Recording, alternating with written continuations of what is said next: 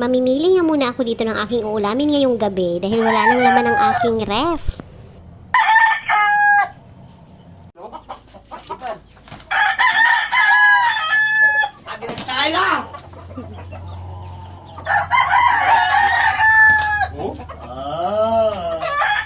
Wow! Wow! Loko na! Hindi pa siya kontento, sinundan ba? Sinusundan. Loko na, biso. Wow! Ay, si video-video. Parang malungkot siya oh.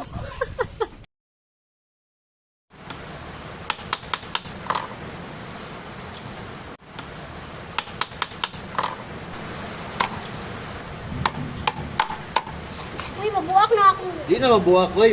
At ito na nga, pagkatapos nga naming linisin, akin ang sasabawan, akin ang pakukuluin. Pero bata pa naman ito dahil alam nyo na kung alin doon ang napili kong sabawan ngayong gabi. Sino nagsasabing walang paminta ang sabaw? Bala ko. Nilinis ko na rin ang dahon ng sili, pang finale. At kumulo-kulo na nga, unang sabaw, syempre itatapon. So ang nilagay ko nga pala dyan, syempre hindi mawawala ang tanglad, sibuyas at luya. Syempre nakita nyo naman, naglagay din ako ng paminta. At kumulo na nga ulit ang aking pangalawang sabaw. Tanong ng bayan, bakit daw tinapon ang unang sabaw? Masarap daw yon. At ito naman ang sagot ko. Kinain na nga natin siya, pati ba naman yung mga bitaminang ininom niya, iinumin din natin, di na magmukha naman tayong manok niyan. Chas!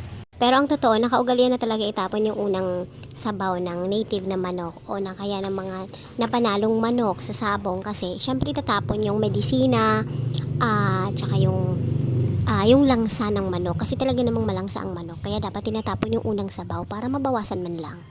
At kahit naman na pangalawang sabaw na lang yung ating hihigupin kung mataba yung manok talagang mataba yan, masarap at masarap pa rin talaga yan.